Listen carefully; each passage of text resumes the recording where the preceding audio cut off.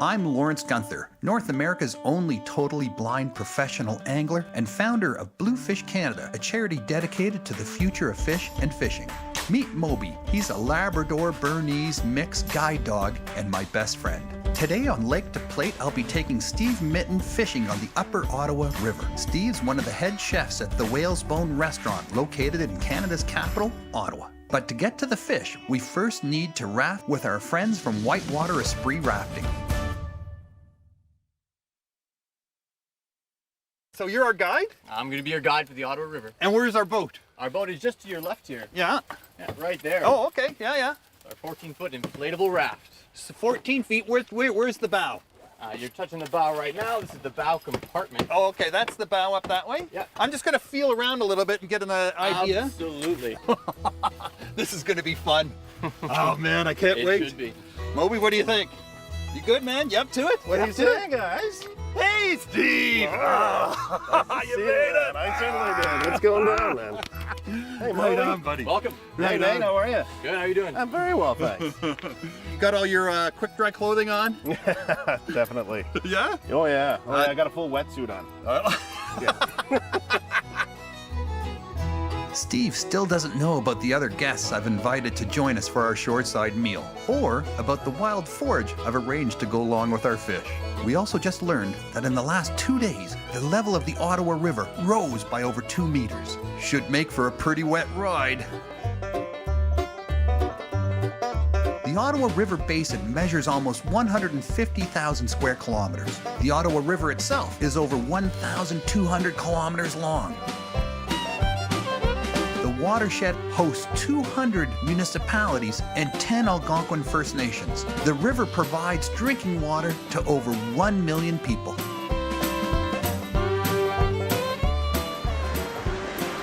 We really think it's important for people to understand and get to know the river and connect with the river because people really protect what they love. And when you're fishing, you're on the river and you really get to know the river, you get to understand the river. If you have a river that's not polluted and your fish are not contaminated, then you can catch your fish and you can eat your fish. And it's a really amazing feeling. This first set of Class 3 rapids is known as the Iron Ring. It's where loggers would assemble their log booms before spring breakup. We're all a bit nervous about running this first set of whitewater. The way I figure it, if you don't see it coming, it can't hurt you. Moby has his own PFD. I've also tethered us together using his leash.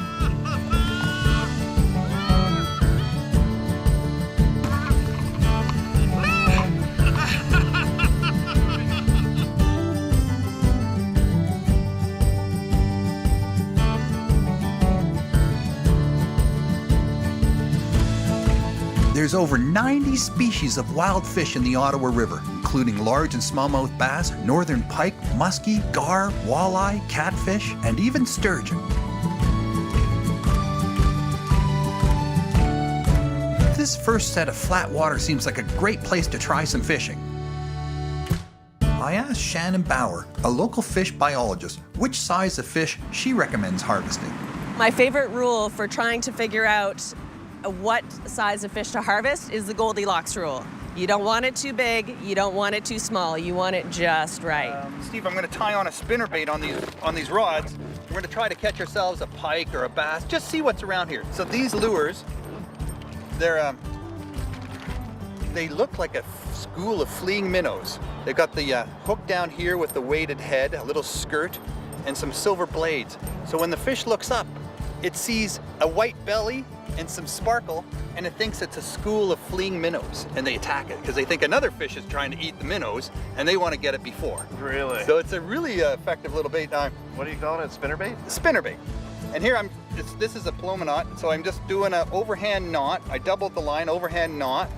I take my loop, open the loop up here, and get that loop open. Then I pass the whole lure through the loop, and then I take the tag in here, apply a bit of moisture, and pull the whole thing tight.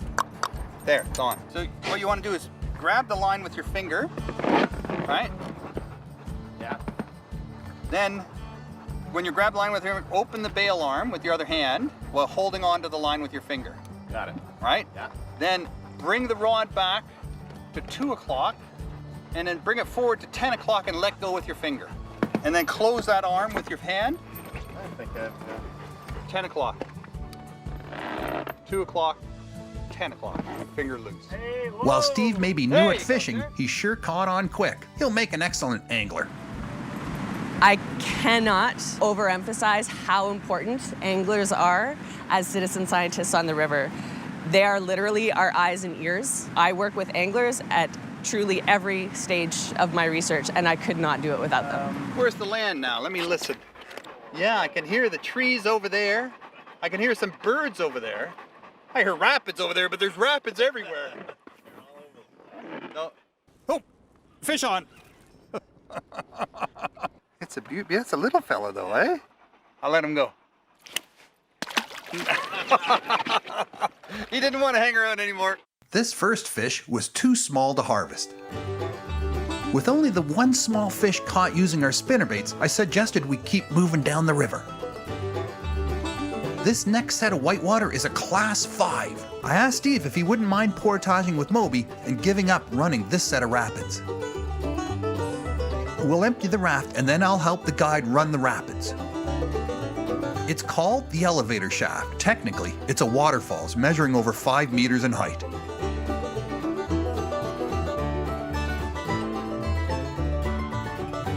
Hey, Steve. yes, sir. I want to say thanks for taking Moby around that last set of rapids, man. Oh, my pleasure. I don't think he would have appreciated going down that elevator shaft. I'm thinking I wouldn't have appreciated it either, so I got to thank Moby for that. Yeah. Well, you both got the pass on that one, man. It was like free falling. I felt like Seriously? an astronaut. Really? Yeah, it was weightless. You only buy sustainably harvested fish, right? That's correct. That's Yeah, amazing. yeah. So ocean-wise, is that the certification you're looking for? Ocean-wise, MSC, yeah. And Marine Stewardship Council? Exactly, yeah. So the big ones. That's right. Why is that important to you? Is it because the customers demand that, or? It's coming around more and more, and a lot of it comes with a story because it's usually small fishermen or small fish farmers. You know who caught them, you know how they caught them, you know they were caught sustainably. Exactly. It's all legit, just like what we're doing today. So what we got is we got some pickerel rigs going here, Steve. It's basically the sinker's at the bottom. It's a spreader, couple hooks, couple worms. We're gonna catch ourselves our dinner, man. Oh, Drop yeah. it straight down. We're into really shallow water here. Nice. I think we're into like, we probably want to go a little deeper. I think we're into like 4 or 5 feet of water here. There's supper. Already? Well, there's something. Whoa. There's something on the end of here. What do we got? Hang on. Whoa. Slow down, slow down, slow down. Whoa, whoa, whoa, whoa. Whoa, he's a nice one. That's an eater. That's not bad. That's at an all eater. there. That's an eater, man. That's a meal for one. That's right. We need 2 of those. That'll be about 8 ounces of fish. You got your line by the down end of there? it. No, not yet. Drop I'm just her down, excited about looking at your fish there. Drop her down, Got buddy. Drop her lost. down. Fell off, I think. No, it's there. You got one? Yeah. No, when did you catch that? Look at that. Let me see. Let me see. What is it? He's a good size. Holy, that's a nice one. He's not bad at That's all. a really nice one, man. That's a really nice. Can I unhook it for you? Yeah, please. All right, here you go. Yeah. Yeah, throw that out. Someone catch Moby, and I'll get him on the stringer here. Join us for part 2 of Lake2Plate as Steve Minton and I head to shore and Steve teaches me how to cook bass over an open fire in an iron skillet. Steve still doesn't know about the wild forage I've organized to go along with our meal or about the guests I've invited to join us for the feast. This day isn't over by a long shot. Welcome back to Lake2Plate.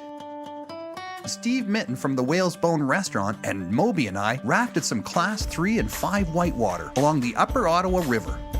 We caught and harvested some perfect-sized smallmouth bass. Now Steve's going to show me how he likes to cook fish over an open fire in an iron skillet. All right. So Steve, what do you got here, buddy? Lawrence, here's some of this beautiful fish that you caught today. Oh my God. On your side of the boat.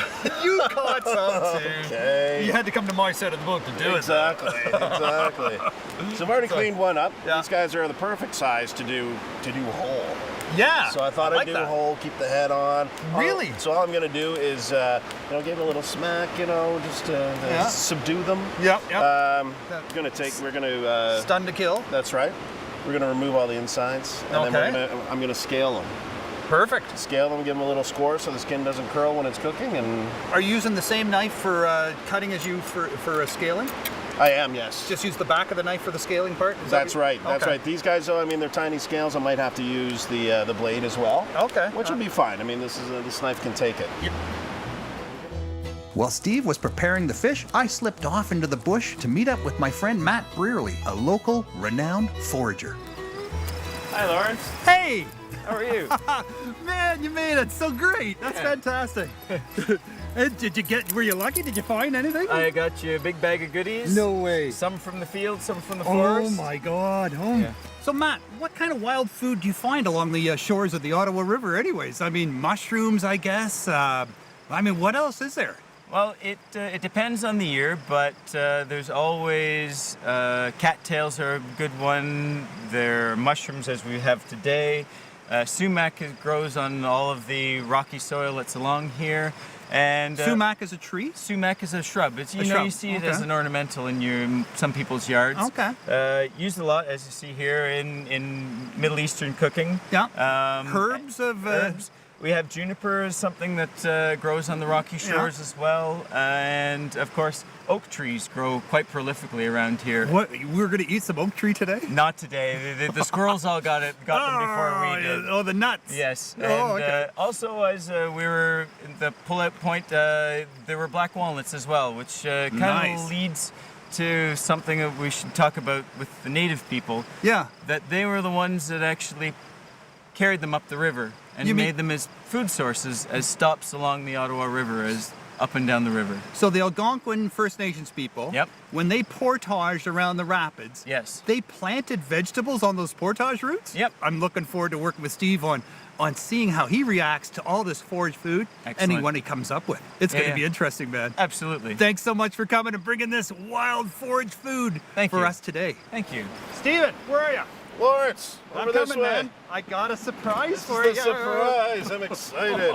What It's, have you got? it's wild forage, man. It came from this forest right here. No, it didn't. I have no idea what this is. Really? I haven't looked, but I haven't felt in there, but I'm going to depend on you to cook it up and make it something wonderful. That's what's amazing. Matt did this, did he? Yeah. That's fantastic. Yeah, man. He knows what he's doing. He's the forager. He's the forager chef. That's why they call him that. Amazing. Look at those mushrooms. Yeah. Yeah, He these said there's are some insane. puffballs in there and some wild carrots. There are some puffballs here, wild carrots. Definitely, they look like parsnips, but they're not. Can I help you cut some of this stuff up? Would I got my knife. Well, let's do it then. All right, man, Yeah, let's yeah, do it. Here, for I'll sure, pass you man. this. Okay. And I'll get my knife out. I got her.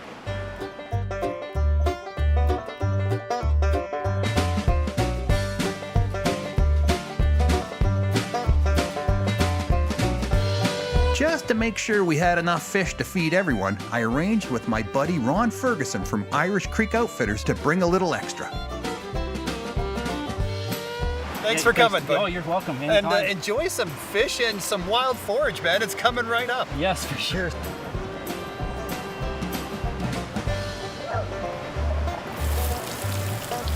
But we only need 10 minutes, right? That's what you're thinking? 10 minutes cooking time? Should be. Should. And I like to give mushrooms a salt as soon as they hit the heat. Why is that? It draws out the extra moisture. Mushrooms are sponges, right? Yeah, they are sponges, aren't they? Yeah. So the salt pulls out any of that water that may be over-flavoring the mushroom? Exactly. So now You're just going to get the mushroom I'm flavor. just going to get the mushroom flavor. And there. not that peat moss water. Exactly. that they Now grow they're, in. they're able to caramelize a little bit as well. You taught me how to catch them. I'll teach you how to cook them. Okay, man. I'm salting the outside skin. Do you rub it in with your hands or just Nope. sprinkle? Yeah, just sprinkle. Yeah. But quite liberally. Yeah. Put a little oil on there. No, not yet. Okay. The oil will go in the pan. Yeah. And I'm salting and peppering inside and salting inside. Yeah. Just sprinkling and, again. And just salting on the outside here. So I'm taking some of these sumac berries, All right. And stuffing them inside the fish, because like you said, they've got that nice sort of citrus to them, right? Yeah. Yeah. And that's what everybody's kind of used to, a little bit of fish, a little bit of lemon. And now I'm throwing the garlic mustard leaves in. Nice. Yeah. Can I have one? Give it a little zing. Give me one of those little leaves. Yeah, give that a try. All right. Yeah. All right. It doesn't, they're pretty young, so they don't have quite the bite that they will have eventually. Oh my. Yeah. There's a lot of bite in that little leaf. Comes in afterwards, eh? Yeah. So what do you think? That'll Oh, that's excellent. That'll No, that's- permeate in the belly of these guys. Yeah, that's going to be a really nice addition. Okay, I'm gonna throw some oil in these pans. All right. Get it nice and hot so we can start cooking. beautiful weather, great fishing, and excellent friends all gathered along the shore of the Ottawa River. The only thing missing is cold beer, which is why I invited my friends from Whitewater Brewery. Looks like we got something else to the rescue Hey here. there, boys. Brought another ingredient. Oh man, hey, How you it's doing, Chris Lauren? Thompson. How you doing, buddy? Good Top to meet you. notch, tickety boo. Hey, Steve. Hey, Looking all right, good. Chris. Looking Give good. this man a beer so we can season our fish. Oh, that's what it's been. Daughter for you there. Oh, perfect. perfect. That's Yeah. my favorite. It's That's nice my light blonde I ale. love it. I really love goes it. It's well a with nice fish, light beer for sure. It doesn't overpower it. No? Hey, thanks for very coming. nice. And thanks for Thanks bringing for the the beer. invite. I know you were whitewater rafting. We were dunking ourselves into this river all day today and pulled out a few fish for this dinner. And we foraged some beautiful vegetables along the shore. And you set up business here. Now you went from whitewater rafting to brewing beer along the shore of the Ottawa River. Why did you pick this location? This station's pretty key for us. It's where the three of us that started the brewery met about 10 years ago. We were raft guides on the Ottawa River. Wow.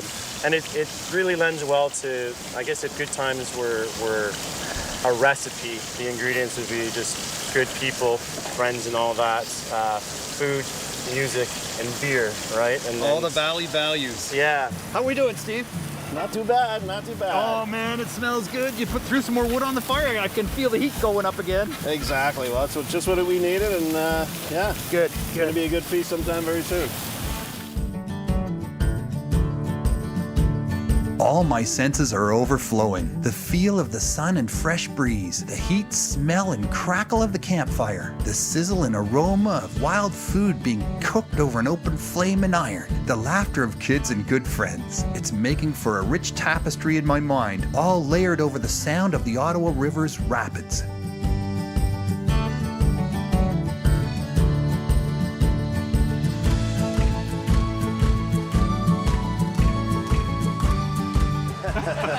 Enjoy, everyone. To the river. And Steve. Steve, and to the chef. Hip hip hooray! Hip hooray! Steve, I think we pulled it off, man. I think we did. And we're alive. just by the skin of our teeth, I think. But I mean, that's just me. Obviously, we were in good hands. the whole Absolutely, time. we're Yeah. good hands. At no point did I feel that we were in jeopardy. I mean, any of the trails we walked on today, any of the food we ate, any of the fish we caught and consumed. I'd love to ride a raft like those guys can. I'd love to be able to fish like you can, to forage like Matt, and to brew beer like Chris. And I wish I could cook like you, man. That fish was delicious. Oh, stop! That was everything put together. Seriously. No, but it was so good. It was so good. Well, thank you. Cheers. And in the A big thanks to Steve Minton from the Whale's Bone Restaurant for being part of this first episode of Lake2Plate. Thanks too to everyone who helped make our adventure on the Ottawa River a huge success. You too can harvest fish sustainably and make a connection to your own shoreline and body of water. To follow me on my next Lake2Plate adventure or to learn more about me, follow me at Lake2Plate.com or LawrenceGunther.com. You can also listen to my weekly podcast, Bluefish Radio, heard over most podcast providers.